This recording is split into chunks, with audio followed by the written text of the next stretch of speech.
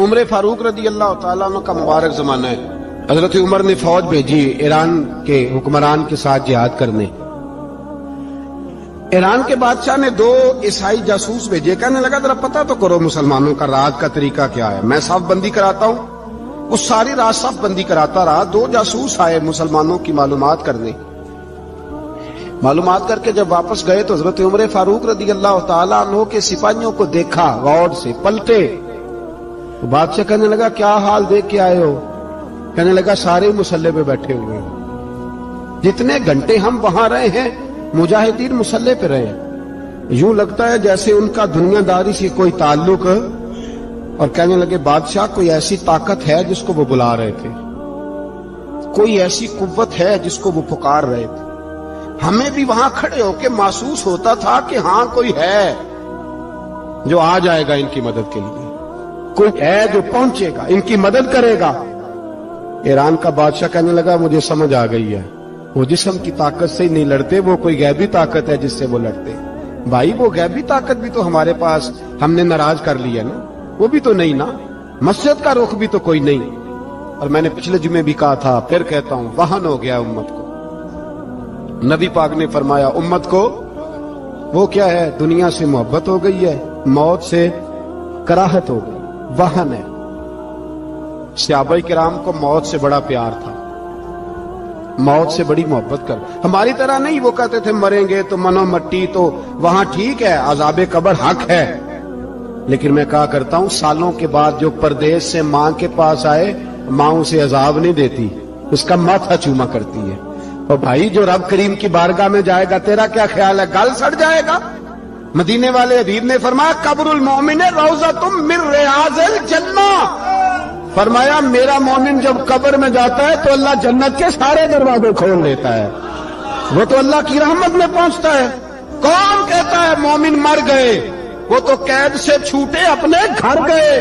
کون کہتا ہے قبر میں عذاب ہے تو صرف عذاب ہی ہے, ہاں مجرم کو سزا ملے گی, لیکن مومن ہمیشہ جہنم میں, وہ بالآخر جنت میں جائے گا, بالآخر جنت میں جائے گا. اور کسی درویش نے بات کی, وہ کر کے چلے گئے, بر کمال ہی کر گئے. کہنے لگے دوزخ میں میں تو کیا, میرا سایہ نہ جائے گا, کیونکہ رسول پاک سے دیکھا نہ جائے گا. نبی پاک سید عالم علیہ السلام کے غلام تو دیکھو نا, ساری زندگی عمر فاروق بخاری پڑھو تو صحیح, ساری زندگی عمر ہر نماز کے بعد کہتے تھے اللہم ارزقنا شہادت فی سبیلک, اللہ بسترے پہ موت نہ دینا, موت مجھے شہادت کی دینا.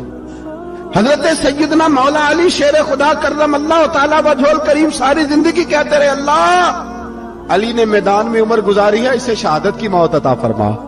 او بھائی یہ تو شہادتیں مانگنے والے. حضرت امام حسین میدان کربلا میں کھڑے تھے, شمر کہنے لگا حسین تیری چاروں جانب موت ہے. تو آپ فرمانے لگے تجھے ابھی ہمارا پتہ ہی نہیں, موت سے تو ہمارا پیار چلتا ہے. اور فرمایا یہ شہادت تو ہمارا پیچھا کرتی ہے, پہنچ جاتی ہے جہاں ہم ہوتے ہیں. موت سے ڈر آ رہا ہے, مسلمان کا مرنے کو دل نہیں کرتا, ورنہ وہ اتنی بڑی کوٹھی میں کون رہے گا. مرنے کو دل اس لیے نہیں کرتا کہ وہ جو 6 کروڑ 10 کروڑ ڈالر لوٹ کے رکھے, مر گئے تو کھائے گا کون. وہ فقیر فاقہ مست تھے, ان کا گھر ہی کوئی نہیں تھا, ان کے بینک بیلنس ہی کوئی نہیں تھے. وہ کہتے تھے گھر ہمارا ہے وہ جو ہمارے رب نے تیار کیا ہوا ہے, ہمارا بینک بیلنس ہے وہ جو ہمیں جنت میں جا کے ملے گا. ان کا تو یہ کھاتا ہی کوئی نہیں تھا, اس لیے وہ شہادت کی. حضرت عمر بن جموع رضی اللہ تعالیٰ عنہ میدان احد میں 4 بیٹے لے کے آئے. کتنے بیٹے بول کے بتائے؟ 4 بیٹے لے کے عمر بن جموع آئے, اور خود ایک ٹانگ سے لنگڑے سے آتی ہیں, ٹانگ چھوٹی ہے. حضور کے سامنے کھڑے ہوئے کہا محبوبہ میرے 4 ہی تھے, میں 4 لے آیا ہوں, قبول کر لے. تو حضور نے فرمایا تو کیوں تلوار اوڑے آیا ہے, یہ تو نے کیوں گلے میں اسلحہ ڈالا ہوا ہے؟ کہا یا رسول اللہ میں نے بھی تو جانا ہے نا. تو حضور نے فرمایا 4 بیٹے جو ہیں. حضرت عمر بن جموع نے بات کی, صحابہ کہتے ہیں ہم لبوں سے مسکرا رہے تھے, آنکھوں سے رو رہے تھے, کیا عجیب انداز ہے. حضور نے فرمایا عمر 4 بیٹے جو آ گئے تو تو رہنے دے. حضرت عمر رو پڑے, کہنے لگے محبوبہ کیا لنگڑے جنت میں نہیں جائیں گے؟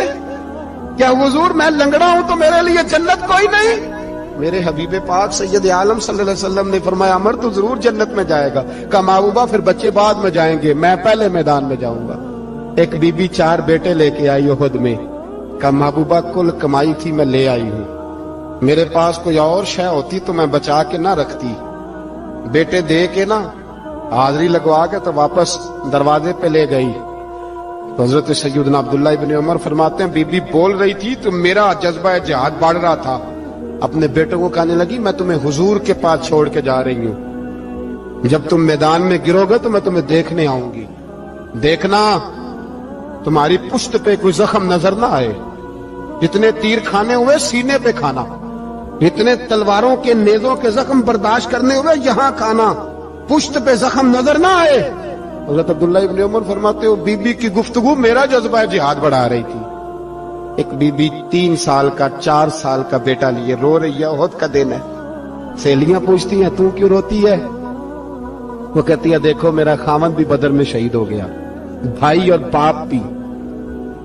दिल करता है कुछ जवान बेटा होता तो आज मुस्तफा के साथ उसे ही भेज देती। कोई जवान मेरे पास है ही 3 साल का तो क्या करूं, 3-4 साल का बच्चा क्या करेगा? पता नहीं क्या दलील आई, अचानक उठी, बेटे को सीने से लगाया, कपड़ा डाला, मस्जिद नबवी पहुंच गई। हजरत बिलाल कहते हैं मुझे मिली, कहने लगी बिलाल मुझे पता है हुजूर तैयारी करा रहे हैं जंग की, पर 2 मिनट अगर मेरी मुलाकात हो जाए। बिलाल हबशी कहने लगे हुजूर हम एक बीबी जिद कर रही है। हुजूर बाहर आए, कहने लगी हुजूर मैं फलां की बेटी, फलां की बहन, फलां की बेवा हूं, मैंने बदर में 3 शहीद दिए हैं, अब मेरे पास ये 3 साल का लाल ही बचा है, बड़ा फख्र है मेरा।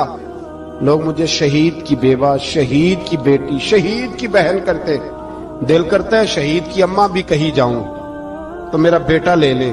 सैयदना बिलाल कहते हैं हुजूर मुस्कुराए, कहने लगे ये 3 साल का नौनिहाल क्या करेगा? कहते हैं अम्मा का अजीब जज्बा है। कहने लगी महबूबा सुना है असला भी थोड़ा ही है, ढाले ज्यादा कोई नहीं, मेरा बेटा साथ रख लें, जब आपकी तरफ कोई तीर आया ना तो मेरा बेटा ढाल के इसको ढाल बना के आगे कर देना। महबूबा ढाल तो बन ही सकता है ना। हजरत बिलाल फरमाते हैं मुस्तफा करीम ने फरमाया जा मैंने कबूल किया, कयामत के दिन बेटा घर ले जा, जब तेरा नाम पुकारा जाएगा तो शहीद की अम्मा कह के ही पुकारा जाएगा, जा तू घर ले जा। कहते हैं चलते चलते एक गरीबनी और आ गई, इतनी सी अट्टी बान की, इतनी सी। बिलाल हुजूर से मुलाकात हो जाएगी, नबी पाक आ गए, कहा महबूबा ये गलबा इस्लाम में मेरा भी हिस्सा डाल ले। हुजूर ने फरमाया ये क्या है? कहने लगे हुजूर खामद फौत हो गया, औलाद अल्लाह ने बेनियाजी से दी नहीं, सवेरे चरखा काट के रिज़्क़े हलाल खाती हूं, मेरे पास ना ये इतना सा बान है, एक घोड़े की लगाम बन जाएगी, महबूबा हिस्सा तो डाल जाएगा ना दीन के लिए, मेरी कबूलियत हो जाएगी। मेरे हबीब ने हाथ उठाए और दुआ मांगी, कहे अल्लाह जितना तू मैदान के मुजाहिदों को अजर अता फरमाए उतना इस गरीबनी को भी अता फरमा। हजरत उमर फारूक रदी अल्लाह तआला अन्हु रात का वक्त चेहरे पे नकाब डाल के गली में घूम रहे थे, तो आला काम आला किरदार उन लोगों हजरत उमर गुजर रहे थे। तो गुलाम साथ था, एक शख्स को देखा कि मदीने के बाहर खैमा लगाया हुआ है, भाई खैरियत है यहाँ खैमा को लगाया? कहने लगा अमीरुल मोमिनीन से मिलने आया, रात हो गई थी तो सोचा यहीं क़याम कर लेता हूँ, सुबह उनसे मिलूंगा। तो फरमाया अंदर किसी के दर्द से कराहने की आवाज आती है। कहने लगा मेरी बीवी है और बच्चे की विलादत का वक्त आ गया, तकलीफ में। हजरत उमर दौड़े घर गए, अपनी अहलिया से कहने लगे नेकी कमाने का इरादा है? उसने कहा है। मकसद समझ गए थे ना वो लोग, बिल्कुल है। फरमाया जो जरूरत की चीजें विलादत के वक्त होती हैं ले ले, कुछ घी ले लिया, कुछ चने ले लिए, कुछ जरूरत की चीजें ले ली, खातून को साथ लिया। ये खातून अव्वल की बात कर रहा हूं मैं खातून अव्वल की बात कर रहा हूं। हजरत फारूक आजम रदी अल्लाह तआला अन्हु अमीरुल मोमिनीन है। हजरत उमर ने अपनी अहलिया को साथ लिया, जहां वो शख्स था वहां आए, अहलिया ने हजरत उमर के जिम्मे काम लगाया, आग जला लें, ये तेल ले लें, फलां फलां चीज घी में डाल लें, बनानी शुरू कर दें। फारूक आजम ने हाथ के अंदर पकड़ा हुआ बर्तन, चमचा, डोई भी आख ली दे, पंजाबी है ना, तो वो काम कर रहे हैं, चला रहे हैं, आग जला रहे हैं। खातून अंदर ड्यूटी कर रही, تو وہ شخص جو تھا نا جس کی بیوی تھی، وہ کہتا میں 2-3 دفعہ کا غلام ادھر آ، فلانی چیز بتا. میرے ذہن میں یہ تھا کہ امیر المومنین نے کو بندہ کھڑا کیا آنے جانے والے مسافروں کا خیال کرے. میرے ذہن 2-4 دفعہ میں نے اپنے لفظوں میں بات بھی کہہ دی، لیکن جب اندر میرے بچے کی ولادت ہوئی تو اندر سے میری بیوی بولی اور حضرت عمر کی اہلیہ بولی اور بول کے کہنے لگی امیر المومنین مبارک ہو، آپ کے دوست کو رب نے بیٹا دیا ہے. وہ شخص کہتا ہے میں باہر کھڑا تھا، وجود تڑپ گیا، آنکھیں برس پڑی، کبھی نہیں رویا تھا پر کیفیت عجیب بن گئی. کوئی تقریر نہیں سنائی، کوئی اعلیٰ شعر نہیں انہوں نے پڑھا. میں نے جوں لے کر ان کے سر سے پاؤں تک دیکھا. میں نے کہا یہ وہی شخص ہے جس کا نام لے تو کیسر و کسرا کانپ جاتے ہیں، یہ وہی شخص ہے. میں نے جمعے میں کہا تھا کہ روب کپڑوں کا نہیں ہوتا، روب تو دیانتداری کا ہوتا ہے. ہاں بڑا مال کما کے لوگوں نے بنائی ہوتی ہے کار کوٹھی، تو بندے کھڑے ہو کے کہہ دیتے ہیں 2 نمبر طریقے سے آیا ہے. اور 13ویں-14ویں گریڈ کا ملازم ہو تو اس کے سامنے بہت بڑا افسر ڈر رہا ہوتا ہے یار بندہ دیانتدار ہے، یہ رشوت نہیں لیتا، سفارش نہیں مانتا، یہ میرٹ پہ کام کرتا ہے. تو روب تو آپ کی دیانتداری کا ہے، آپ کی سچائی کا ہے. اپنی زندگی میں جو لوگ مقصد سمجھ گئے، مقاصد پا گئے، کچھ کر گئے، ہم ذرا الجھ گئے ہیں. پہلے اتنا شاندار مکان بناتے ہیں، پھر مرنے کو کس کا دل چاہے. اتنی محنت کر کے جو ہے وہ کوٹھی بنائی ہے تو اب چھوڑ کے کون جائے. وہ تیار بیٹھے تھے. انہیں نبی کریم نے کہا تھا کن فی الدنیا کانک غریب او عابر السبیل، تم نے مسافروں کی طرح رہنا ہے. او میرے بھائی، کبھی دیکھا ہے ایئرپورٹ پہ مسافر لڑتا ہو کہ میں نے یہ جگہ خریدنی ہے؟ اسے پتہ ہے کہ ابھی فلائٹ آنی ہے، میں نے تو چلے جانا ہے. ریلوے اسٹیشن پہ جو جگہ ہوتی ہے وہ خریدنے کے لیے لوگ رٹا نہیں ڈالتے، انہیں پتہ ہے پہلی ٹرین سے چلے جانا ہے. بس سٹاپ پہ جھگڑے نہیں ہوتے کہ یہ کرسی میری ہے، جانا جو ہے مٹی دیں تے مٹی رہنا ہی. ایویں کادی بلے بلے، اج مٹی دے اتے بندے آتے کل مٹی دے تھلے. اتنا زیادہ مقصد نہیں نا جب سمجھتے تو بے چین ہے، بے قرار. بعض لوگوں نے اتنے پیسے جمع کر لیے کہ اتنے کھا نہیں سکتے، اتنی ضرورت نہیں، لیکن اس کے باوجود ہے کہ وہ دوڑ ختم ہونے کا نام ہی نہیں لے رہے. حضرت صدیق اکبر رضی اللہ تعالیٰ عنہ امیر المومنین ہے. بادشاہوں کے بڑے بات ہوتی ہے. ہمارے ملک میں ایسے بھی بادشاہ گزرے ہیں کہ جو سفر پہ جاتے تھے تو خانساہ میں بھی لے جاتے تھے، باورچیوں کو بھی لے کے جاتے تھے کہ کھانا میری مرضی کا ہونا چاہیے. حضرت ابوبکر صدیق نے پانی مانگا، امیر المومنین، تو صحابہ نے نہ شہد ملا پانی پیش کیا. کوئی اتنی لمبی بات تو نہیں، لیکن صدیق اکبر رو ہی پڑے، اور اتنا روئے کہ ہجکیاں بن گئیں. لوگ کہتے ہیں پتہ نہیں تھا کس بات پہ رو رہے ہیں، پر ہم بھی رو پڑے. حضور آپ کیوں روتے ہیں؟ تو آپ فرمانے لگے یار مجھے آسانیوں میں مبتلا کرنے لگے ہو، مجھے ان دنیا کی لذات میں الجھانے لگے ہو. میں حضور کی بارگاہ میں بیٹھا تھا تو اللہ کے رسول فرما رہے تھے پیچھے ہٹ جا، پیچھے ہٹ جا، پیچھے ہٹ جا. میں نے پوچھا حضور آپ کس کو کہہ رہے ہیں؟ حضور فرمانے لگے دنیا میرے پاس آئی تھی، وہ قریب کرنا چاہتی تھی مجھے، تو میں نے اسے کہا پیچھے ہٹ جا، میرے نیڑے نہ آنا، دور ہٹ جا. وہ ہٹ تو گئی ہے پر جاتی دفعہ کہہ گئی ہے سونیا آپ تو بچ گئے ہیں پر آپ کے بعد والے کیسے بچیں گے؟ تو مجھے سینے سے لگا لے، گلے سے لگا لے. مقصد اپنا سمجھیں، اعمال کا حسن پیدا کریں. اگر انسان کا مقصود مال کمانا ہے تو اگر مال مل گیا تو اس کے بعد پھر کیا کرے گا؟ کسی نے طے کر لیا تھا کہ بہت بڑی گاڑی اور بہت بڑا بنگلہ مجھے چاہیے، تو وہ بنگلہ اسے مل گیا، گاڑی آ گئی. اب تو مقاصد کیونکہ طے نہیں ہوتے، تو جو چیز انسان چھوٹا سا مقصد طے کرتا ہے وہ اسے حاصل ہو جاتا ہے. میں نے ملک سے باہر جانا ہے، گھر سیٹ کرنا ہے، ساتھ والا پلاٹ لینا ہے، ہو گیا سارا کچھ. تو اب وہ پھر انسان بے چین ہو جاتا ہے، پریشان رہتا ہے، کہتا ہے سمجھ نہیں آتی مطلب مقصود کیا ہے. اللہ تبارک و تعالیٰ نے تو ایک تنکا بے مقصد پیدا نہیں کیا. اتنا سونا انسان کیسے بے مقصد پیدا کر؟ تو رب کریم نے ہمیں بتایا کہ مقصد تو تمہارا ہے. مقصد ہے الذی خلق الموت والحیات لیبلوکم ایکم احسن عملا. اس نے موت اور حیات اس لیے پیدا کی ہے تاکہ پتہ چلے تم میں اچھے عمل کون کرتا ہے، تم کس قدر زیادہ اپنے رب کی عبادت کرتے ہو، کس قدر زیادہ حسن اخلاق کا مظاہرہ کرتے ہو، کس قدر زیادہ لوگوں کی خدمت کرتے ہو، کس قدر زیادہ تم دین کی تبلیغ میں، اشاعت میں، ابلاغ میں، ترویج میں کردار ادا کرتے ہو۔ با مقصد تمہیں بنایا، با مقصد اچھا ترین عمل تم میں سے کون کرتا، اس لیے موت اور حیات پیدا کی تھی کہ تم نے ستھرے سے ستھرے اعمال، بہتر سے بہتر کردار، اعلیٰ سے اعلیٰ تمہارا انداز زندگی۔ دیکھیں، ہم نے لوگوں کے ساتھ مل کے رہنا ہوتا ہے، بہت ساری چیزیں ایسی ہوتی ہیں کہ جو تکلیف کا سامان بنتی ہیں۔ اب انہی لوگوں کے ساتھ اللہ نے ہمیں مل کے رہنے کا حکم دیا، ان کے حقوق ادا کرنے کا حکم دیا، تو ساتھ ساتھ نا درگزر کا بھی کہا، معافی کا بھی کہا۔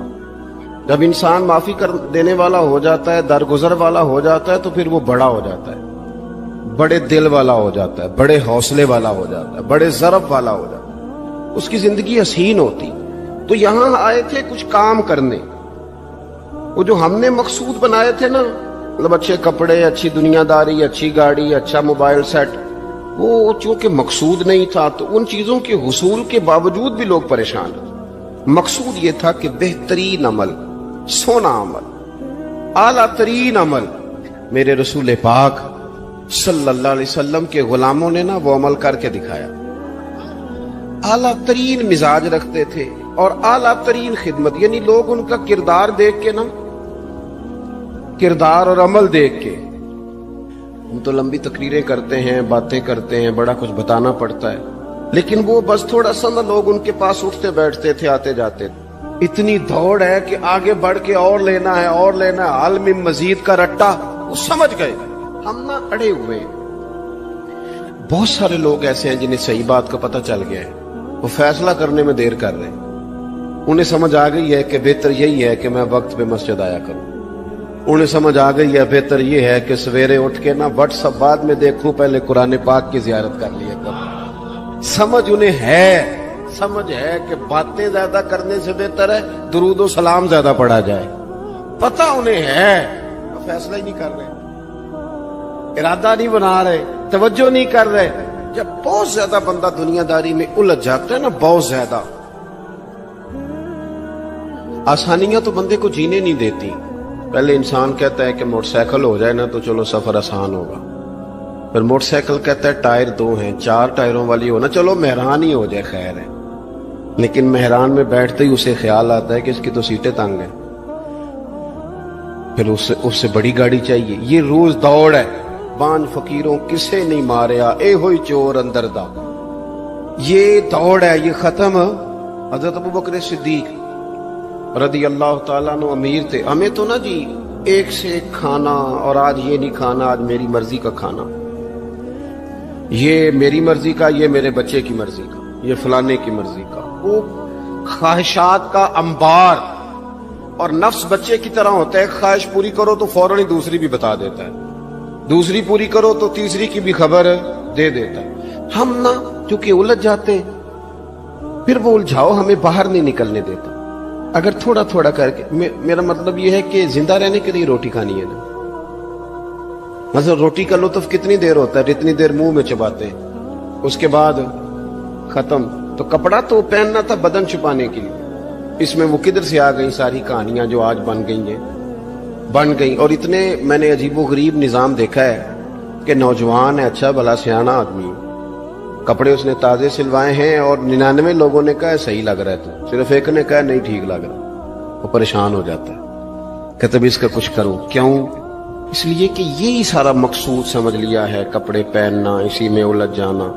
میں اکثر دوستوں سے کہتا ہوں، میں خود کسی دوسرے کی بات نہیں کرتا، بہت زیادہ عمر نہیں میری، میں خود جایا کرتا تھا، شادی کوئی آ گئی تو 2-3 دن پہلے ابا جی کہتے تھے پرانے جوتے کچھ گنڈوا لا، کچھ پالش کرا لا، توڑے میں ڈال کے جانا موچی کے پاس، اس نے کچھ سیٹ کر دینے۔ اب کہاں رہ گیا جی یہ کام، چھٹی نہیں ہو گئی، اب کون سا ایسا سلسلہ ہے؟ وہ جو کہیں سے کپڑا تھوڑا پھٹ جاتا تھا نا، تو अम्मा उसको इस तरह पेबंद कराती थी कि डिजाइन भी बन जाता था और काम भी चल जाता। किधर गया वो दौर। लेकिन तकलीफ देख लें आज पहले से ज्यादा है, लड़ाई पहले से ज्यादा है, आजमाइश पहले से ज्यादा है। क्यों? जितनी भी ख्वाहिशात आप बढ़ाते जाएंगे ना, मकसद फौत होता जाएगा। जितनी भी मकसूद सफर करना है, गाड़ी दिखाना तो मकसूद नहीं है, लेकिन हमें वो वाली गाड़ी चाहिए कि लोग एक दफा उंगली मुंह में डालें कि वो इस गाड़ी पे बैठा हुआ है। हम मकसद से पीछे हटेंगे जब फिर तकलीफ में आएंगे, फिर आजमाइश। जिंदगी में हमने जो चीजें मैनेज की हैं वो सारी दूसरों के लिए, हमारे लिए कोई शय भी नहीं। वलीमे पे गए ताकि बरादरी राजी हो जाए, ताजियत के लिए गए ताकि मोहल्ला राजी हो जाए, फलाना काम किया ताकि लोग जो हैं वो मेरे हक में हो जाए। सारी जिंदगी दूसरों के लिए जी के गुजार दी और आपने 99 नेकियां की, एक खामी आई तो लोग तो वो थे जो फिर बिगड़ गए। तो बेहतर नहीं बंदा रब को ही राजी करे। वल्लाहु व रसूलुहु अहक्कु अन युर्दू, अल्लाह और उसके रसूल का ज्यादा हक है कि उन्हें राजी किया जाए, उनका ज्यादा हक। अपनी जिंदगी में मामलात को तरतीब दें, एक मखसूस ज़हन बनाएं। इतना सवेरे कुरान शरीफ पढ़ना है, इतना दरूद पाक, और ये राज हो हमारा और हमारे रब का, ये राज हो। इतनी देर मुसल्ले पे बैठना है। मेरे एक दोस्त है डॉक्टर साहब, में बैठा था तो वो एक शख्स को कह रहे थे तेरे दिल में कुछ बातें हैं, निकाल दे ताकि तेरी टेंशन रिलीज हो जाए, तेरी सेहत ठीक हो जाएगी। तो बंदा कह रहा था अच्छा ठीक है डॉक्टर साहब। तो मैंने कहा कि अगर आप इजाजत दें तो एक बात मैं भी कर लूं। ने कहा आप भी कर लें। तो मैंने कहा डॉक्टर साहब कुछ दुख बड़े जाती और निजी होते हैं, बंदा किसी के सामने कह ही नहीं सकता, बड़े जाती किस्म के होते हैं। वो आप किसी के सामने इतना मर्जी कोई करीबी हो, वो बंदे की अपनी अंदर की कुछ ऐसी तकलीफें होती हैं अंदर की, आजम गंडा दे विच गंडा दस केड़ी केड़ी खोला, बड़े मसले होते हैं, आप कैसे बयान कर सकते हैं, सवाल ही नहीं पैदा होता। तो कहने लगा पीर साहब हाल तो होगा ना। मैंने कहा बिल्कुल है, हमें हमारे दीन ने दुआ सिखाई है, जो किसी से नहीं कह सकते वो अपने रब से कह दो। अल्लाह के हुजूर अर्ज कर दो, कशकोले तलब दराज करके कह दो मालिक यहाँ यहाँ परेशान हूं, वो बड़ा करीम है, अता भी करेगा और पर्दा पोशी भी फरमाएगा। अपने अल्लाह के साथ अपना ताल्लुक मजबूत करें, अपनी जिंदगी में हुस्न आमाल का पैदा करें, आमाल का, कहानियों का नहीं, बातों का नहीं, तस्वीरों का नहीं, नई से नई पिक्चर का नहीं, आमाल का। और खूबसूरत तरीन तरीका हो। देखे ना, मुश्किल से भी तो नमाज पढ़नी है ना। सवेरे अब्बा बड़े गुस्से में थे तो फिर मुझे उठना ही पड़ा, तो इस तरह भी तो पढ़नी है। तो अगर बंदा ज़ौक से उठे और जरा सोना करके वुजू करे और जरा सही करके मुसल्ला बिछाए और सजदा करे तो जरा ज़ौक से करे, मुझे सोज दे, मुझे साज दे, मुझे नीम शब का नियाज दे, दमे सजदा खुद को मैं तोड़ दूं, मुझे ऐसा ज़ौक़े नमाज दे। इस ज़ौक़ के साथ आगे बढ़े। मकासद जब बंदा समझ जाता है ना, मकासद, फिर उसके लिए आसानी होती है। मैंने अर्ज किया था ज्यादा बातें नहीं करनी, मकसूद तो एक पैगाम देना है। अब हमने जाने वालों के लिए क्या करना है? एक तो ये कि अपना मकसद ठीक करना है कि जो रुखसत हो गए, अपने बुजुर्गों को ना याद रखें। असल काम है उनको खोल के बताइए।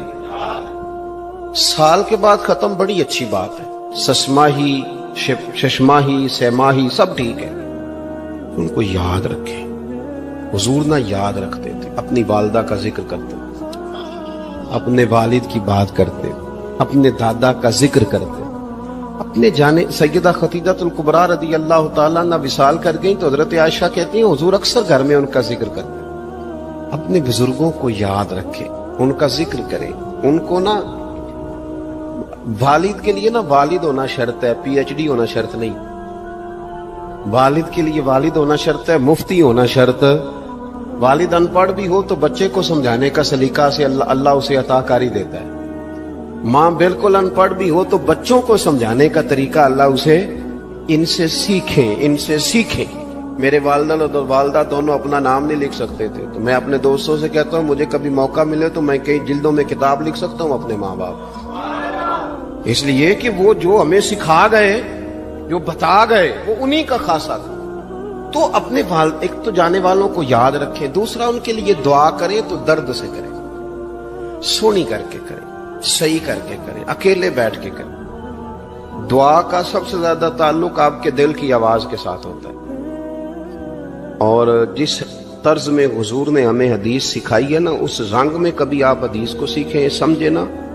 حضور فرماتے ہیں جس طرح دریا میں ڈوبنے والا سہارا تلاش کرتا، دریا میں اسے کتنی کو جلدی ہوتی ہے، غوطے لگ رہے ہوتے ہیں، وہ اس طرح کا نہیں ہوتا کہ میں عصر کی نماز کے بعد پھر آؤں گا تجھے نکالنے، اس طرح تو نہیں نہ ہوتا۔ دریا میں ڈوبنے والا اس طرح کشتی سہارا تلاش کرتا ہے، حضور فرماتے ہیں اس طرح قبر میں جانے والا دعاؤں کا انتظار کرتا ہے۔ آپ نے دیر کر دی دعا مانگنے میں، ختم دلانے میں دیر کر دی، خود صبح و شام ہمہ وقت دعا۔ ابھی آپ آیتیں سن رہے تھے سورہ ابراہیم کی، اللہ نے نماز میں رکھ دی، ربنا اغفر لی وَلِوَالِدَيَّ وَلِلْمُؤْمِنِينَ يَوْمَ يَقُومُ الْحِسَابُ۔ ایک تو انہیں یاد رکھیں، خوب دعا کریں، اور دوسرا کوشش کریں کہ وہ جو نیکیاں کرتے تھے وہ نیکیاں بھی جاری رہیں، جن لوگوں سے ان کا اچھا تعلق تھا وہ تعلق بھی قائم رہے، یہ بھی کوشش کریں کہ ان کے لیے صدقات و خیرات کریں، اور قیمتی صدقہ دے۔ قیمتی، میں بات ختم کرنے لگا ہوں، بس قیمتی صدقہ دے، قیمتی۔ 15 تولے سونا گھر میں پڑا ہوتا ہے، قیمتی ہوتا ہے نا۔ کبھی کسی نے چوک میں بتایا کہ آج 15 تولے سونا میرے گھر میں پڑا، بولو نا، لگتا ہے تو 10 چھڑنا ہے۔ اگر گھر میں 50 لاکھ روپے کیش پڑا ہو تو چوک میں گلی میں آ کے آپ بات کریں کہ گھر میں پیسے پڑے ہیں، کیوں؟ کہ وہ قیمتی ہیں، کوئی لے نہ لے۔ تو یہ جو 5000 مسجد دیکھ کے سارے محلے کو بتاتے ہو یہ بھی صدقہ تھا، یہ بڑا قیمتی چیز تھی، یہ بتانے والا نہیں تھا، یہ تو نیکی تو قیمتی تھی۔ قیمتی چیز جو ہوتی ہے وہ تو چھپائی جاتی ہے کہ بتائی جاتی ہے۔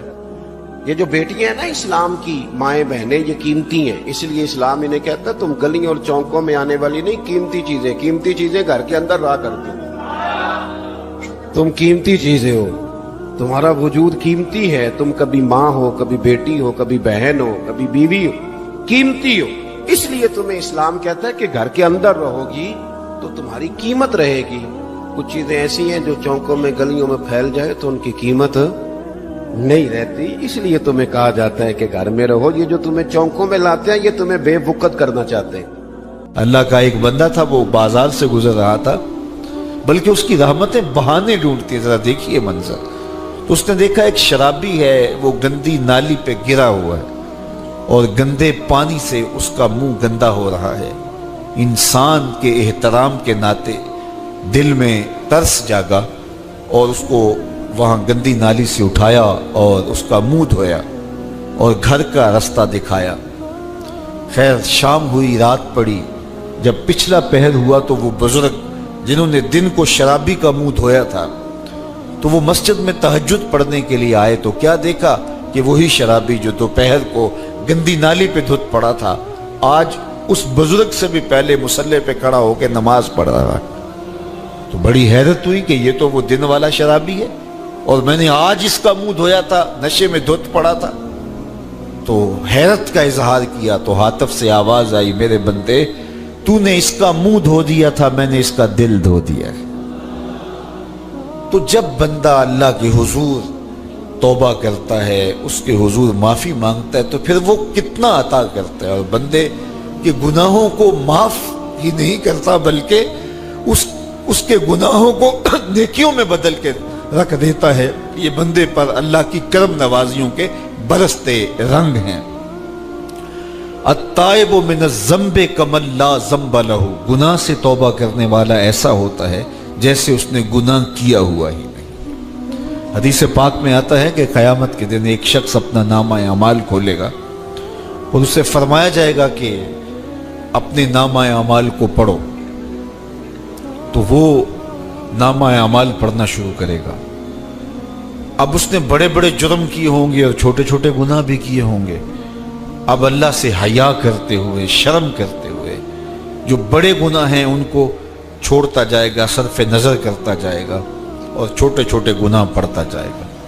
جب وہ سارا نامہ اعمال پڑھ چکے گا تو آواز آئے گی، بندے جا، میں تیرے سارے گناہوں کو بدل کے نیکیوں میں تبدیل کر دیا۔ تو وہ کہے گا، اے اللہ ابھی تو میرے بڑے بڑے گناہ رہتے تھے جو میں نے ابھی پڑھے ہی نہیں۔ تو جب یہ بات اللہ کے محبوب نے ارشاد فرمائی تو حضور اتنا مسکرائے کہ صحابہ کو حضور کی داڑھیں نظر آنے لگی۔ پہلے وہ کہہ رہا ہے کہ چھوٹے چھوٹے گناہ پڑتے اور بڑے چھوڑتا چلا جاتا ہے، اور جب یہ اسے پتا چلا کہ ان گناہوں کو بدل کے نیکیوں میں تبدیل کر دیا جائے گا تو وہ کہتا ہے ابھی تو بڑے بڑے گناہ میرے رہتے تھے۔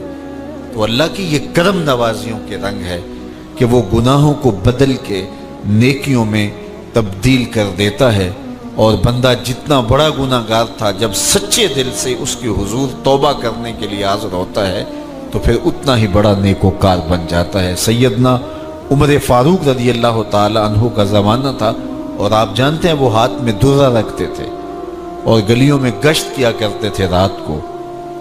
دن کو بھی آپ دیکھتے تو ایک شرابی تھا جو ہاتھ میں شراب کی بوتل لیے آ رہا تھا، اچانک گلی کا موڑ کاٹا تو آگے حضرت عمر آ رہے تھے، ایک دم ڈر گیا اور دل ہی دل میں کہا اے اللہ حضرت عمر کے قہر سے بچا لے، ساری زندگی شراب نہیں پیوں گا۔ سچی توبہ کر دی اور جلدی سے وہ شراب کی بوتل بغل میں دبا لی۔ اتنے میں حضرت عمر بھی سر پہ پہنچ گئے اور کڑک کے کہا، گرج کے کہا کہ یہ تیرے پاس کیا ہے؟ تو تھی تو شراب۔ اب ڈرتے ہوئے اس نے کہا حضور یہ سرکہ ہے۔ تو حضرت عمر فرمایا نکالو۔ اب وہ تھر تھر کانپ رہے اور بغل سے وہ شراب کی بوتل نکالی۔ جب نکالا تو وہ شراب نہیں تھی، سرکہ بن چکا تھا۔ تو جو اللہ شراب کو سرکے میں بدل دینے پہ قادر ہے وہ گناہوں کو نیکیوں میں بدل دیتا ہے۔ تو یہ ایک صورت دکھائی کہ دیکھو یہ شراب کو سرکے میں تبدیل کر دیا، تمہارے گناہ بھی نیکیوں میں تبدیل کر دیں گے۔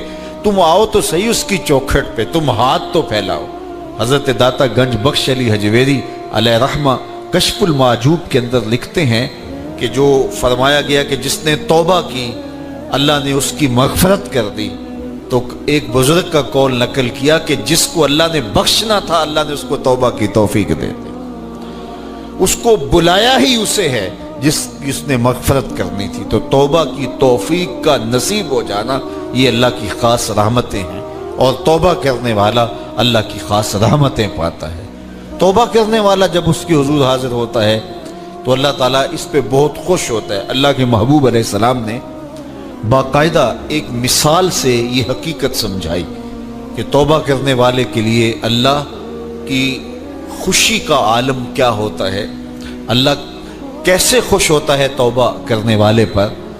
تو حضور نے ارشاد فرمایا ایک بندہ لمبا سفر کر کے اور صحرا کے اندر ایک لمبے سفر پہ تھا، تو راستے کے اندر اس نے چند لمحوں کے لیے سستانے کے لیے، دوپہر کاٹنے کے لیے ایک درخت کے ساتھ اپنا جانور باندھا اور خود سو گیا۔ اس کا خیال تھا چند لمحوں کے لیے آنکھوں کی نیند نکالوں گا اور آگے بڑھ جاؤں گا، اس لیے اس نے سامان بھی سواری اونٹ کے اوپر جو لدا ہوا سامان تھا، اس میں کھانا تھا، پینا تھا، دیگر ضروریات کی چیزیں تھیں، تو وہ بھی نہیں اتارا، کجاوے پر ہی پڑا رہا کہ چند لمحوں کے لیے میں نے کمر سیدھی کرنی اور آگے چلے جانا ہے۔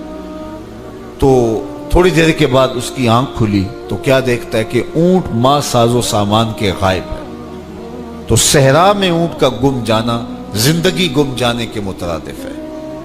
تا حد نظر نہ کوئی آبادی، نہ کوئی انسانی وجود، تو پھر زندگی نہیں موت کے منہ میں اپنے آپ کو دھکیل لینا ہے جنگل میں اگر آپ کے پاس کچھ باقی نہیں بچتا ہے۔ تو اس نے دیکھا کہ سواری غائب ہے، سواری غائب ہے تو اس کے اوپر جو سامان تھا وہ بھی غائب ہے، تو وہ دائیں بائیں بھاگا دوڑا اس خیال سے کہ میں جو ہے وہ اپنی سواری کو تلاش کر لوں، لیکن سواری نہیں مل پائی۔ تو پھر وہ دوبارہ آیا اور اسی جگہ بیٹھ گیا، اب موت کا انتظار کرنے لگا۔ چونکہ صحرا میں سواری گم گئی اور میلوں تک انسانی آبادی ہی نہیں ہے، تو وہی پیاس سے ہلکان ہوا، بے چین ہوا، وہاں درخت کے ساتھ ٹیک لگا کے موت کا منتظر ہو کے بیٹھ جاتا ہے، اور یوں بیٹھے بیٹھے اس کی آنکھ لگ جاتی ہے۔ اچانک اس کی آنکھ کھلتی ہے تو کیا دیکھتا ہے کہ اونٹ ماں ساز و سامان کے پاس کھڑا ہے۔ تو اونٹ کا ملنا زندگی مل جانا تھا، تو وہ اتنا خوش ہوا کہ خوشی سے اس کی زبان بل کھا گئی. وہ کیا کسی نے کہا نا کہ جب بھی تیری قربت کے امکان نظر آئے ہم اتنے خوش ہوئے کہ پریشان نظر آئے. تو کہنا تو یہ تھا کہ اے اللہ تو میرا رب اور میں تیرا بندہ، لیکن وہ خوشیوں کے ہجوم میں درک گیا اور کیا کہتا ہے اللہم انت عبدی وانا ربک، اے اللہ تو میرا رب، تو میرا بندہ اور میں تیرا رب. تو اس قدر وہ خوشیوں میں درک گیا کہ اس کو اپنی زبان پہ قابو اور کنٹرول نہ رہا. کسی کے آنے سے ایسے ہوش اڑے ساقی کے، شراب سیخ پہ ڈالی اور بوتل میں کباب. تو کہتا ہے اللہم انت عبدی وانا ربک، تو میرا بندہ اور میں تیرا رب. تو یہ اس کی زبان قابو میں نہ رہی اور وہ بل کھا گیا، خوشیوں کا ہجوم ایسا ہوا. تو اللہ کے محبوب نے یہ مثال بیان کرنے کے بعد ارشاد کیا مجھے بتاؤ اس بندے کو کتنی خوشی ہوئی کہ زبان پہ قابو نہیں، جذبات پہ کنٹرول نہیں، کہنا کچھ ہے بول کچھ رہا ہے. تو صحابہ نے عرض کی حضور بہت خوشی ہے.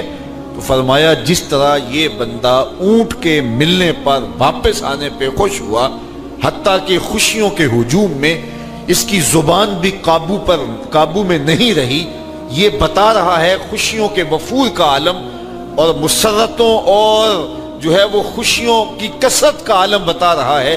تو فرمایا یہ بڑا خوش ہوا جب کوئی بندہ پلٹ کے مالک کی دہلیز پہ آتا ہے، اللہ اس سے بھی زیادہ خوش ہوتا کہ میرا بندہ میری چوکھٹ پہ آ گیا.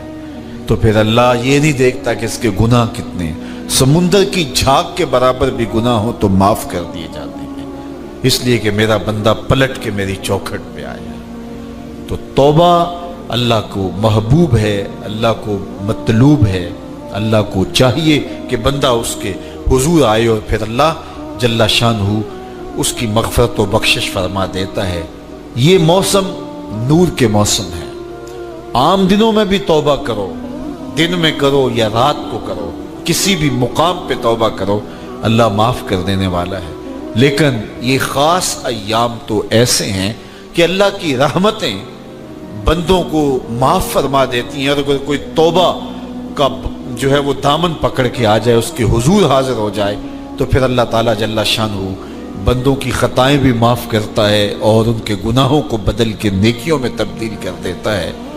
خوش نصیب ہیں وہ لوگ جو ان بابرکت ایام میں اپنی بخشش کا سامان کر لیتے ہیں، اور ان سے بڑا بدبخت بھی کوئی نہیں جو ان سہانے موسموں میں بھی پیاسے رہتے ہیں اور ان موسموں میں بھی ان کی بخشش و مغفرت نہیں ہو پاتی.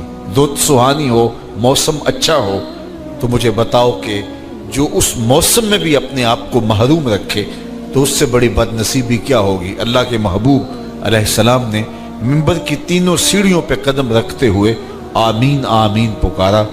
تو حضور علیہ السلام سے عرض کیا گیا یا رسول اللہ صلی اللہ علیہ وسلم، ہر سیڑھی پہ قدم رکھتے ہوئے آپ نے آمین کہا، تو آپ نے کس بات پہ آمین کہا؟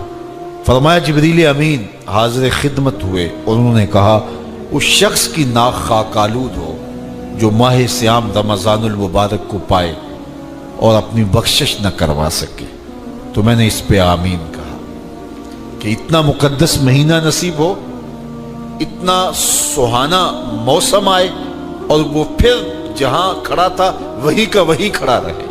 میں اور آپ اپنا محاسبہ کر سکتے ہیں.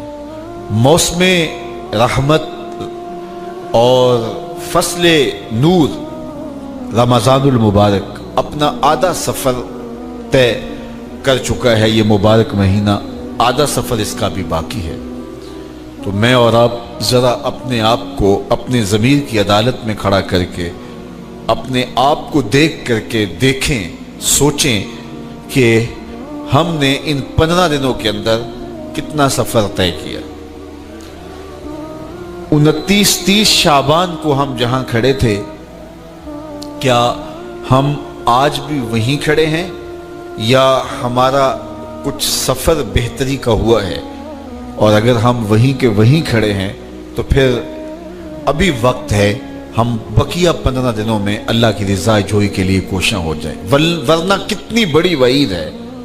جبریل دعا کر رہے ہیں اور اس پہ حضور آمین کہہ کے مہر لگا رہے ہیں. اس شخص کی ناک خاک آلود ہو جو ماہ صیام کو پائے اور اپنی بخشش نہ کروا سکے. مجھے اور آپ کو پتہ ہے کہ ہم کہاں کھڑے ہیں. بل الانسان علی نفسہ بصیرہ ولو القی معاذیرہ.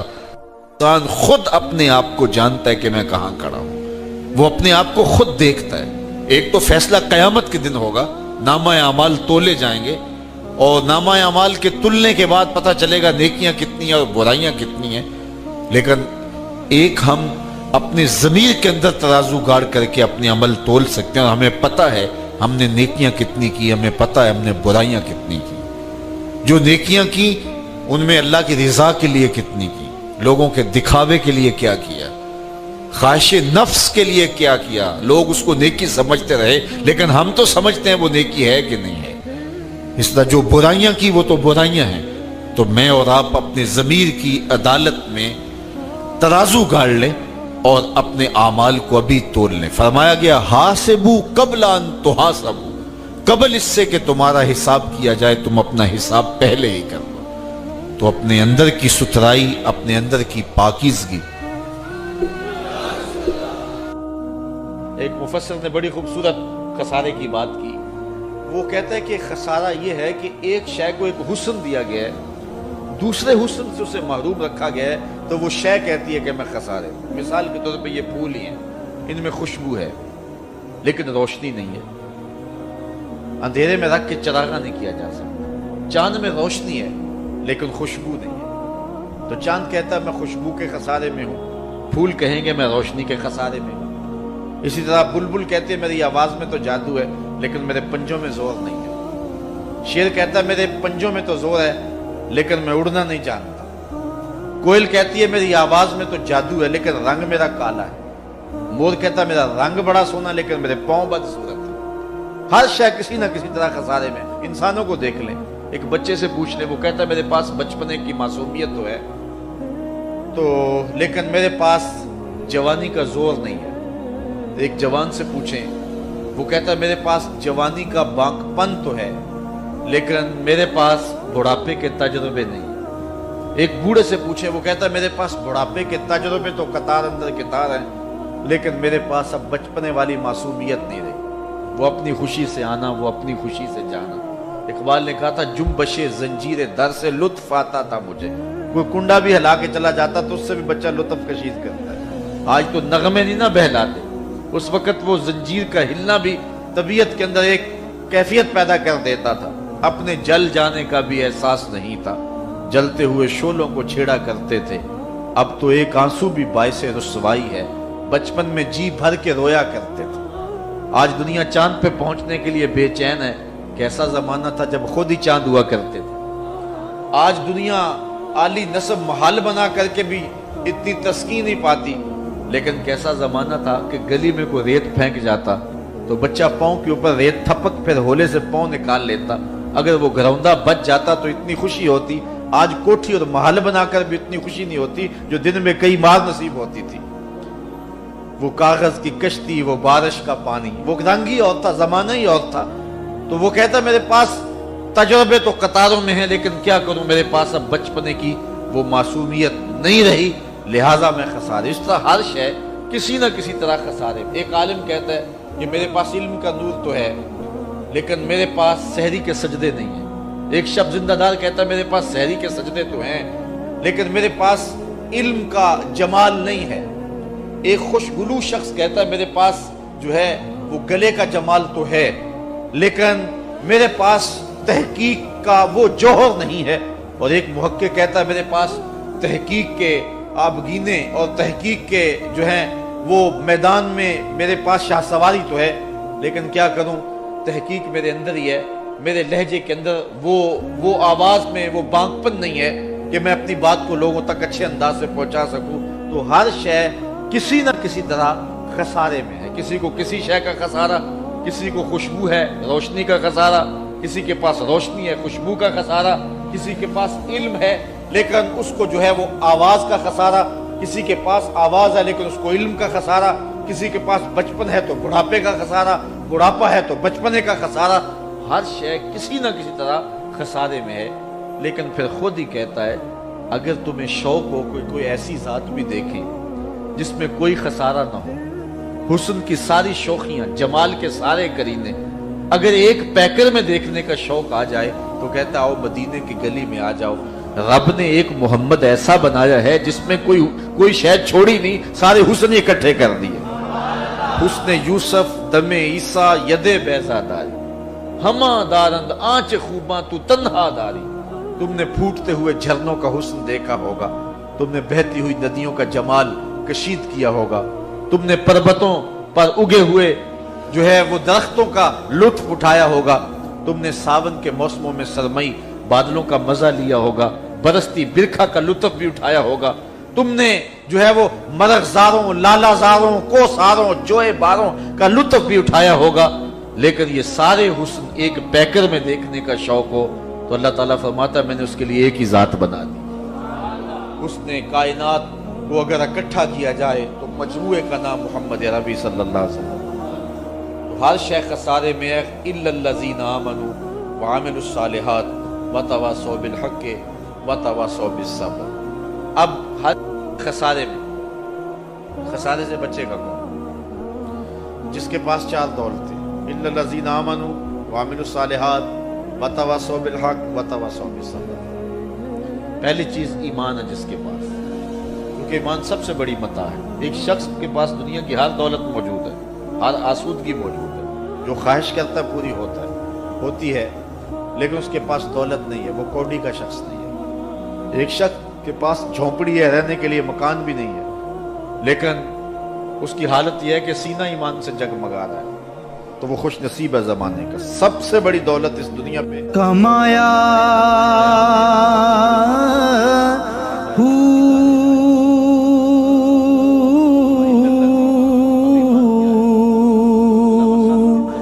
نام بھج مسیتی وڑیا نا تسبا۔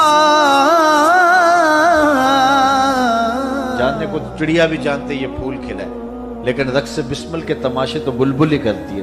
تو ایمان جاننے کا نام نہیں ہے، ایمان ماننے کا نام۔ جاننے کو ابو جہل بھی جانتا، جاننے کو باقی کفار اور اہل کتاب بھی جانتے تھے۔ الذین آتیناہم الکتاب یعرفونہ کما یعرفون ابناءہم، جس طرح بیٹوں کو جانتے اسی طرح جانتے تھے، پتہ تھا انہیں یہ کون ہے، لیکن جانتے تھے، مانتا تو جناب ابو بکر ہی تھا، مانتے تو جناب عمر خطاب ہی تھے نا، مانتا تو مولا کائنات ہی تھے نا۔ تو اصل ماننے کا نام ایمان ہے، جاننے کا نام ایمان نہیں ہے۔ تو اب ایمان کا سادہ مفہوم کیا ہوا کہ حضور کی ذات سے وابستگی کا نام، دل بستگی کا نام ایمان، روحی اور قلبی تعلق اور نسبت کا نام ایمان، حضور سے وابستہ ہو جانے کا نام ایمان۔ وہ ایک زمانہ تھا، آج کل تو وہ دور گزر گیا، وہ چکی سے آٹا پیستے تھے۔ جو پرانے لوگ ہیں انہوں نے چکی دیکھی ہوگی، اس کی شکل صورت ذہن میں آ گئی ہوگی۔ اب بھی عجائب گھروں میں اور مختلف جگہوں پہ وہ چکی موجود، آپ نے بھی دیکھی ہوگی۔ چکی اوپر اس کے دو پتھر ہوتے ہیں، ایک نیچے والا ایک اوپر والا۔ نیچے والا ساکن ہوتا ہے، اوپر والا متحرک ہوتا ہے۔ درمیان میں کلی ہوتی ہے، اس کے آس پاس تھوڑی سی خالی جگہ ہوتی ہے، اور اس پہ دانے ڈالتے ہیں جس کو ہم اپنی زبان میں گالا کہتے ہیں۔ پھر اس کے بعد اس اوپر والے پتھر کو گھماتے ہیں، تو جو دانے اس کلی کے ساتھ لگ کے رہ جاتے ہیں وہ بچ جاتے ہیں، اور جو کلی سے ہٹ جاتے ہیں وہ پس جاتے ہیں۔ اللہ کہتا ہے محبوب قسم تیرے زمانے کے انسان خسارے میں ہے، بچے گا وہی جو تیرے دامن سے لپٹ کے رہے۔ بغداد میں ایک بزرگ تھے تو درزیوں کا کام کرتے تھے۔ اللہ کے نبی حضرت ادریس علیہ السلام بھی درزیوں کا کام کرتے تھے۔ خوش ہوئے نا بات سن کے؟ پیشہ کوئی بھی برا نہیں، ایک برا ہے وہ ہے ہاتھ پھیلانا، اس کے علاوہ کوئی پیشہ برا یہ برا نہیں، یہ ہاتھ پھیلانا برا ہے۔ حضرت شیخ محمد بن حسن کہتے ہیں کہ وہ بزرگ جو تھے نا، امام غزالی نے لکھا ہے، وہ درزیوں کا کام کرتے تھے، تو اس زمانے میں نا کھوٹا سکہ بھی کبھی کبھی آ جاتا تھا۔ کھوٹا سکہ پرانے لوگوں کو تو پتہ ہوگا، چلو نوجوانوں کو بتا دیتا ہوں، چاندی کے سکے ہوتے تھے تو اوپر سے جب وہ گھس جاتا تھا نا نمبر، تو اس کو کہتے تھے اب کھوٹا ہو گیا۔ کیوں جی بزرگوں ایسے ہی ہے، وہ گھس جاتا تھا تو کہتے تھے سکہ وہ چلتا نہیں تھا کہیں بھی۔ تو وہ بابا جی کی دکان مشہور ہو گئی تھی کہ وہاں کھوٹے سکے بھی چل جاتے، لوگ دے آتے تھے کھوٹے سکے۔ बहुत सारे लोग दे देते, बाबा जी चुप करके कबूल कर लेते, मशहूर हो गया। जो भी जाता खोटे सिक्के दे आता, बाबा जी कबूल कर लेते। फिर शाम को ना घोड़े पे बैठ के जाते और दरिया में बहा। एक दिन कुछ बंदे खोटे सिक्के लेके आ गए, तो बाबा जी अभी मुसल्ले पे थे, नमाज पढ़ रहे थे, तो बेटे ने कपड़े दिए तो खोटे सिक्के वसूल की। तो वो खोटे सिक्के देने वाला शख्स खोटे सिक्के दे रहा था, तो वो बच्चा कहने लगा तुमने बड़ी अरसा बेवकूफ बनाया मेरे अब्बा को, खोटे सिक्के दे ले जाओ। कहने लगा तुम्हें वाकई नहीं पता चलता खोटे हैं? कहा अब्बा जी का नहीं मुझे पता, पर मुझे तो पता है ना। और मेरा अब्बा शाम को खोल कर देखता है, तो फिर जो खोटे खोटे होते हैं उन्हें दरिया में बहा के आता है, ले जाओ अपने। उतनी देर में बुजुर्ग नमाज से फारिग हुए, कहने लगे नहीं नहीं बेटे रख ले, खोटे रख ले। सुनना बात। कहा जनाब क्यों? फरमाने लगे मैं खोटे इसलिए रख लेता हूं कि लोगों ने पैसों में मिला के दूसरों को भी तो देने हैं ना, तो मैं चाहता हूं चलो बाकी लोग नुकसान से बच जाएं, हमारा तो गुजारा हो ही रहा है, बाकी लोग नुकसान से बच जाएं। और फरमाया फिर मैं शाम को जाके दरिया में डाल के आता हूं कि कहीं मेरी औलाद भी इनको आगे ना चला दे। मैं चाहता हूं कि और लोग इस काम से बच जाए। दरवेश कहते हैं कि जब उस बाबे का आखिरी वक्त आया ना, तो जो उसने जुमला कहा मेरा कलेजा फट गया। आखिरी वक्त जो उसने दुआ मांगी, तो फरमाते मेरे अंदर वजद और कैफ की सूरत पैदा हो गई। फरमाते उन बुजुर्गों ने अपने आखिरी वक्त दुआ मांगी, ऐ अल्लाह मैंने सारी जिंदगी खोटे सिक्के कबूल किए ताकि तेरे बंदे शर से बच जाएं, तो या अल्लाह तू भी इस खोटे सिक्के को कबूल फरमा। अल्लाह मैंने खोटे सिक्के कबूल किए, खोटे, ताकि तेरे बंदे तकलीफ से बच जाएं, तो मालिक मैं भी खोटा ही हूं, अल्लाह तू भी इस खोटे को कबूल फरमा ले। और ये दुआ मांग के ना तो कभी रोते कभी हंसते। लोगों ने कहा क्या हुआ? कहते हैं लगता है रब ने खोटा सिक्का कबूल फरमा लिया, लगता है कि अल्लाह ने खोटा सिक्का कबूल। लोगों को तकलीफ से बचाएं। हमारा वजूद यारो मतलब क्या हो जाएगा? 2 मिनट के लिए समझ ले क्या हो जाए।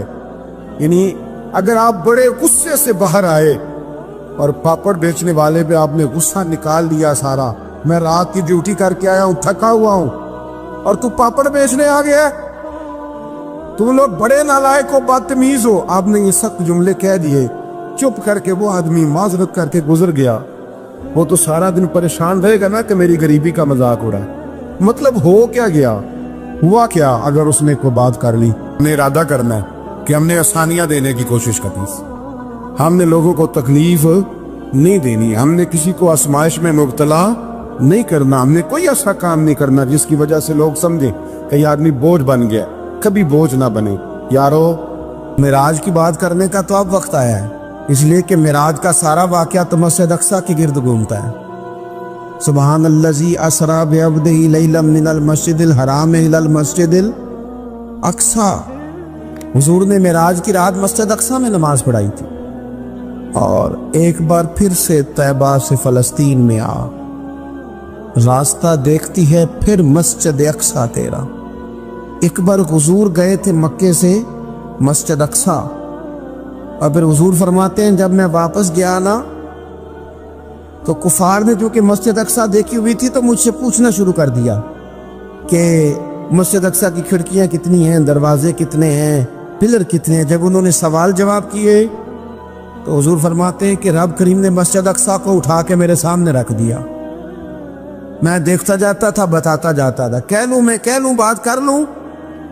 एक दफा हुजूर मक्के से मस्जिद अक्सा आए, और एक दफा मस्जिद अक्सा मेरे नबी की जियारत के लिए मक्के गई, हुजूर की जियारत के लिए मक्का शरीफ गई।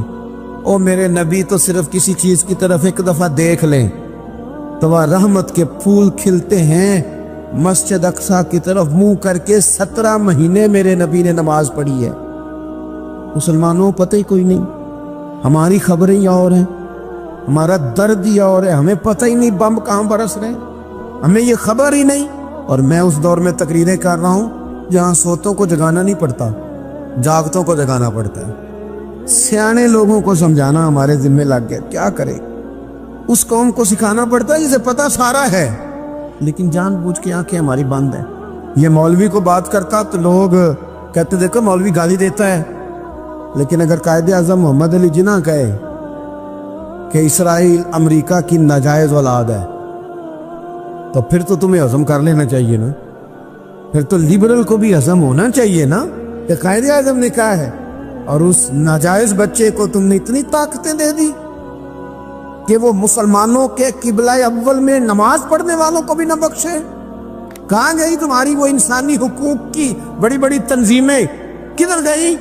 اور میرا پاکستانی میڈیا سے بھی سوال ہے، چند دن پہلے سیالکوٹ میں ایک واقعہ ہوا، ناانصافی ہو گئی جی، ناانصافی ہو گئی جی ایک بی بی کے ساتھ، ہر بندے نے شور مچایا، بڑے بڑے طوفان اٹھتے ہیں، کیوں ہوا جی کیوں ہوا؟ تو مسجد اقصیٰ کی توہین ہو گئی تو پھر طوفان کیوں نہیں اٹھا؟ ٹاک شو کیوں نہیں ہوئے؟ بحثیں کیوں نہیں ہوئی؟ میں اس موم بتی مافیا کا کیا کروں؟ ان لبرل لوگوں کا کیا کروں؟ ان کے سپورٹروں ووٹروں کا کیا کروں؟ ان سیاسی جماعتوں کے کارکنوں کو کیا انعام دوں کہ جو ان فضول بحثوں میں تو وقت ضائع کرتے ہیں، اور وہ مسجد اقصیٰ جس کے بارے میں میرے نبی پاک صلی اللہ علیہ وسلم سے ایک صحابیہ نے پوچھا تھا، یا رسول اللہ مسجد اقصیٰ میں نماز پڑھنا کتنا کو بہتر ہے باقی نمازوں کے مقابلے میں؟ تو حضور نے فرمایا 1000 گنا بہتر ہے۔ بی بی عرض کرنے لگی، سونیا میں جا تو نہیں سکتی، دل بڑا کرتا ہے۔ حضور نے فرمایا جا نہیں سکتی تو وہاں تیل ہی بھجوا دے، جس میں حاضری لگوانے کی حضور بات کریں جس مسجد میں۔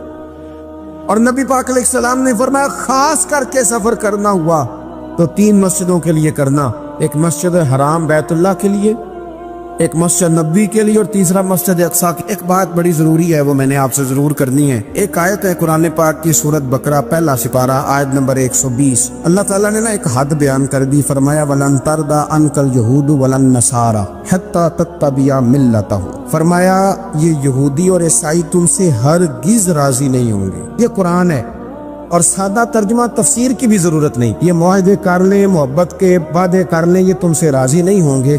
کب راضی ہوں گے؟ حتی تتبع ملتہم، یہاں تک کہ تم ان کے دین کی پیروی کرنے لگ جاؤ۔ میرا جب پہلی دفعہ پاسپورٹ بنا تو میں نے سارا پڑھا، کتابیں پڑھنے کا شوق تھا شروع سے۔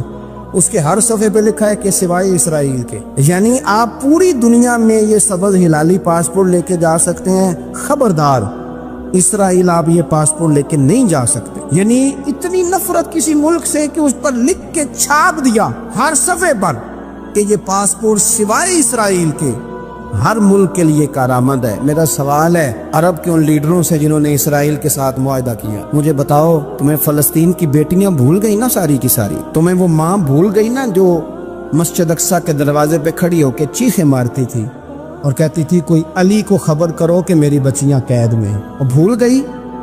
تمہیں وہ بہن بھول گئی نا جس پر شراب کی بوتل انڈیڑتے تھے اسرائیل کے فوجی؟ وہ آپ کو ابھی بھی ویڈیو مل جائے گی، وہ انڈیلتے تھے شراب کی بوتلوں سے، پکڑتے تھے، دست درازی کرتے تھے، اور وہ بیٹی کہتی تھی یا رحمت للعالم۔ بھول گیا تمہیں وہ سارا کچھ؟